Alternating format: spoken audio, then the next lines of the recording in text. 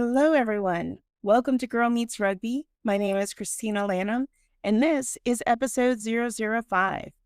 This week, we're going to be looking back at week 4 in the MLR and going over game highlights as well as other information that has come out during the week.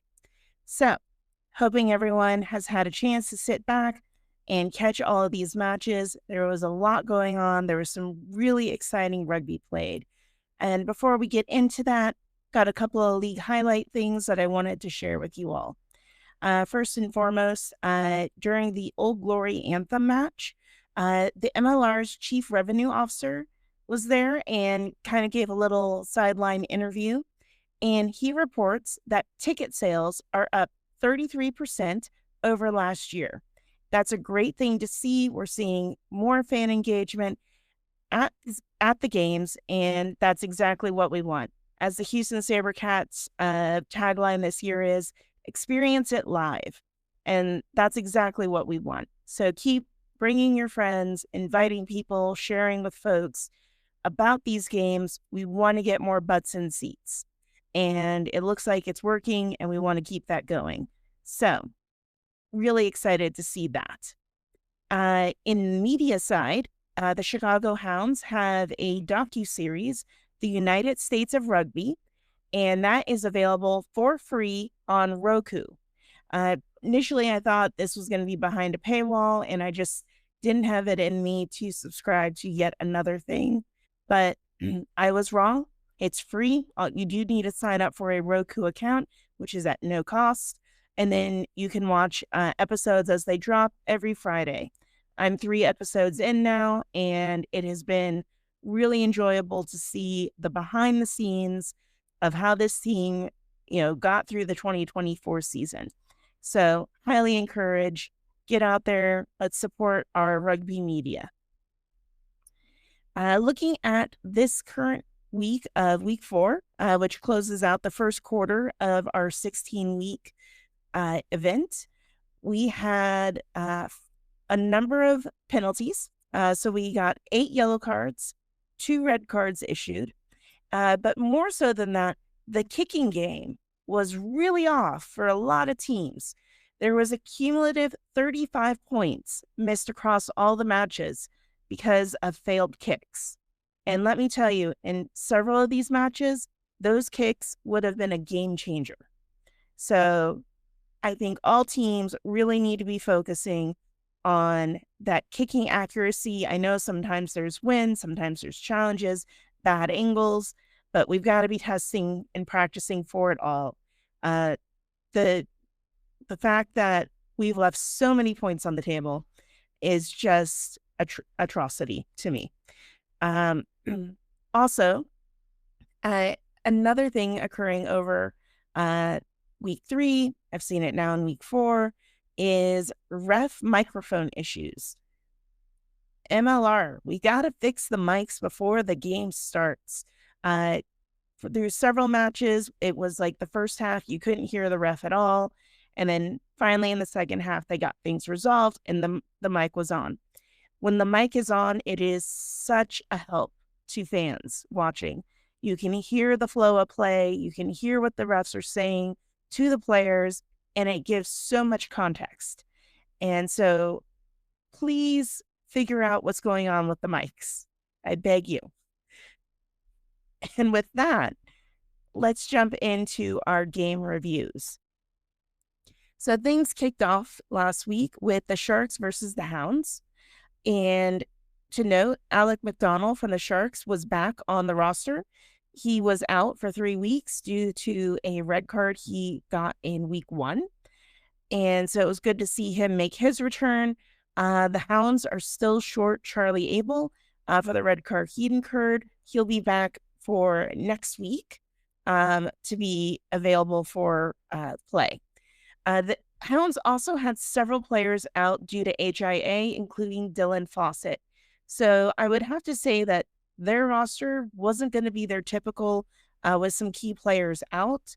However, they brought a great game of rugby down to Miami. They came off strong. They were really solid defensively with several really, really dominant tackles. And so I thought they played exceptionally well, particularly given the fact that they didn't have their most ideal roster probably put together. Both teams were on the receiving end of yellow cards. I will make note that the Sharks managed to score while down a man, as well as capitalizing on the Hounds when they were down and scoring as well there. But Sharks, I think we might have to change you to Crocodiles for the number of crocodile rolls that you all did in that match. So let's kind of work on that a little bit.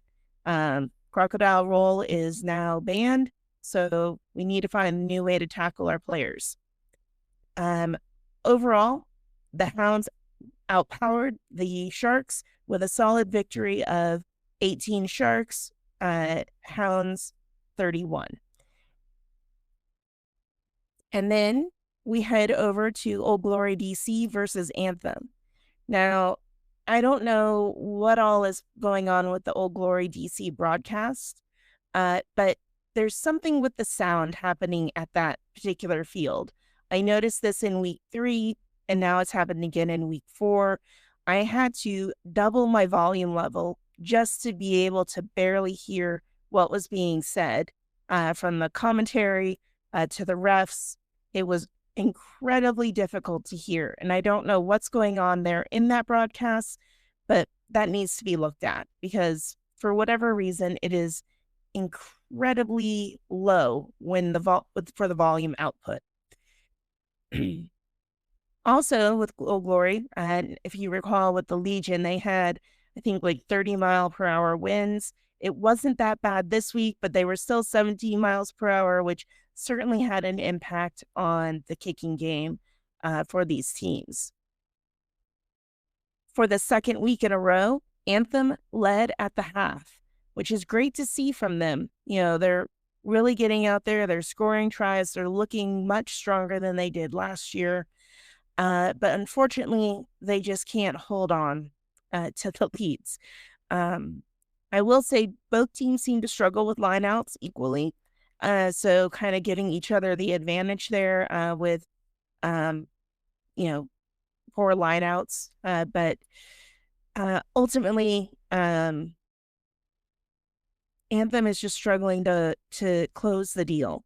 Old Glory DC did receive 2 yellow cards, but actually during one of those, they scored twice while a man down. So that's, really something to say, 1 for Old Glory, and 2 also for Anthem's defense on that end, because they were down, to 14 men and had no issue getting across that try line. Also to note, Old Glory had a try early on, but it did get overturned due to a high tackle.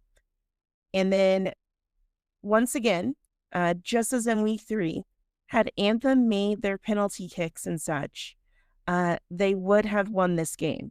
And so it's an area of improvement that Anthem has to make.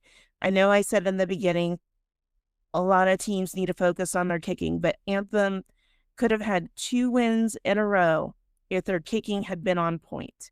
And so I think that needs to be a really strong focus for Anthem, getting those reps in, getting that skill just dialed all the way to where, your consistency is significantly higher, because it would have made a difference in a massive way for them. Ultimately, Old Glory DC emerged victorious with a win of 26-22.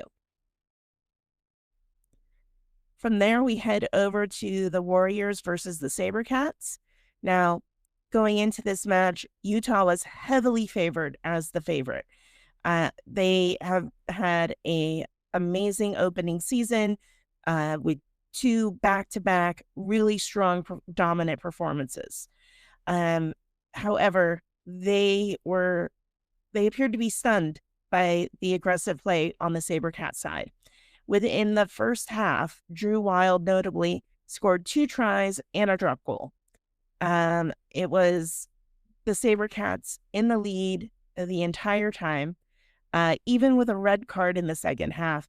the SaberCats still managed to score while short and then sealed the game completely with a late try. The Warriors themselves struggled a bit with discipline. They did have a couple of tries that they did score that got called back due to infractions. And they also missed 4 points in conversion kicks. Now, ultimately, even if they had had all of those, they would have still come up short, but they would have had a bonus point as well as a losing bonus point. And because of those issues, that didn't happen. I will say SaberCats are still showing pretty inconsistent in their lineouts and with about a 50% success rate. And this has been something I've seen week over week over week with them. And it's going to really create a problem if they don't get those lineouts really dialed in. That's a really easy way to give the opposing team the points that they need to get up on the board. And so that is definitely an area of improvement for the Cats. At the end of the day, the final score is Warriors 17, SaberCats 37. And that ends the Utah Warriors undefeated season in week 4. So then we go to our other undefeated team in the MLR. It was Legion versus Rugby RFCLA. And this was affectionately known as the Cali Cup. And I will say LA exceeded my expectations with a competitive first half. They were leading at the break, and they even scored while down a man with a yellow card. But the second half proved to be way too costly for them. Ansley, who had gotten the yellow card in the first half, got a second yellow, which makes it an automatic red. He's out for 20 minutes. And then they were about halfway through that when they got another yellow card. So they ended up down 2 men for 10 minutes. And with that, the Legion just overpowered them. Things just seemed to really fall apart. I will say that, they were able to get a bonus point, but if they had gotten their penalty kick, they could have gotten that losing bonus point. And unfortunately, they were another team where they missed that. And so with it, the Legion remains the only undefeated team in MLR, claiming a victory of 36-28. And this is starting to look a little bit like the San Diego team of 2023, where they went, I think, 15-1 for the entire season. So they're already off to a really strong start. It'll be great to see where they're going.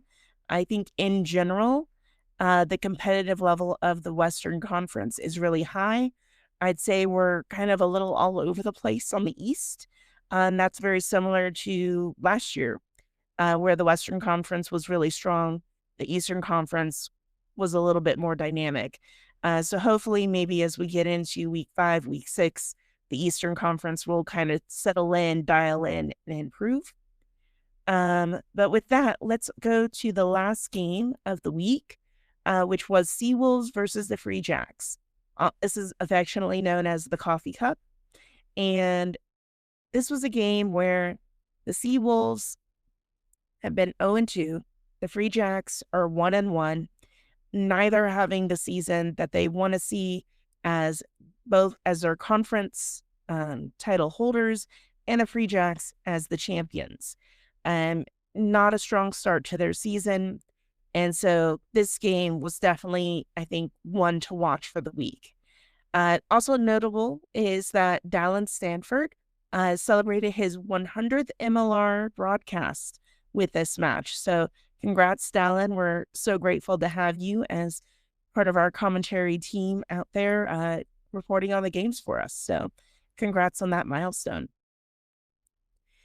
Both teams, I thought, had a really frenetic energy. Like, it felt like they were desperate to get a win. They came out quick. They came out hard. I think within the first 20 seconds, the Seawolves had done a very obvious high tackle on the Free Jacks. And initially it came out, I feel like there was a little bit of too much energy on the Seawolves side, and the Free Jacks were really scoring. And so they were coming out much further ahead in the half. But the Seawolves kind of got things back under control. They started scoring. Something to note is that their kicking game was way off. They left 14 points on the table due to missed kicks. And so that was definitely massive missed opportunities for them to make this a more convincing win. Discipline was an issue on both sides. However, the Free Jacks really had more issue in that they got 2 yellow cards, which put them down, which put them at a massive disadvantage towards the end. I will note, had the Free Jacks managed to convert their penalty kick, the game would have been a draw versus a win for the Seawolves. And it was really at the last minute, just before the 79-minute mark, number 23 off the bench comes in for the Seawolves, scores that last-minute try, and gets them ahead and secures the win. So it was a crazy match to watch. There was a lot of back and forth. For a while, it looked like the Free Jacks were going to have it, and then the table started shifting quickly. To note, with the Seawolves, they welcomed back their captain, Riker Hattick. He had went out last season on injury, I think when they were playing the Free Jacks, if I remember correctly. He was one of many Seawolves that went down in that match. So it was great to see him back. Pago Heine and Gamid, apologies on your name if I'm sure I butchered it there, are both still sidelined due to red cards they received last week. And then on the Free Jack side, Johnston celebrated his 50th cap. So congrats to him on 50 caps. Ultimately, the Seawolves walked away with a victory, and it was a 27-24 win, bringing the Seawolves now to 1-2, and the Free Jacks to also 1-2. So we'll have to see how the Free Jacks fare now that they're going to be, I believe, on the road again. They're going to be playing at home. That's right. They're playing, I think, New Orleans at home this coming week. So we'll have to see how that goes. Being in front of a home crowd is always a help. And so maybe that's just what they need to turn things around. I think of the matches to watch for next week, the Free Jack NOLA match will probably be the one to see how NOLA comes back after their defeat at Utah. They've had a bye week. Hopefully they've gotten some players healthy and are able to have their full roster back up. But I think that's going to be the match to definitely watch next week. But ultimately, kicking game, really bad for most teams. Really got to work on that. And stop with the penalties, guys. You're killing yourselves. So watch those tackle heights, stop those crocodile rolls, and things can be better. But that's everything in the MLR. I did not have time to sit and watch the Six Nation matches. Really wanted to, but there's only so many hours in a day, and I have a full-time job. So it didn't happen, but they're on my list to hopefully catch over the week. I did see there was quite the upset. France had a solid defeat against Ireland. And so that has really shifted the rankings, and all games matter for the outcome of the Six Nations Championship. So definitely going to be worth a watch in this coming week.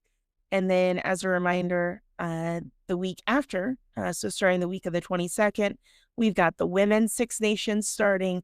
We've got the Women's Elite Rugby in the U.S. starting. I'm still waiting for a media partner announcement. I know one is supposed to be coming, so hopefully we'll be able to watch those matches online. But I don't have any new news at the moment. I did get a notice that my t-shirts are finally on their way. I ordered them back at the end of January, and I was wondering if they were ever going to make it here, but they have shipped.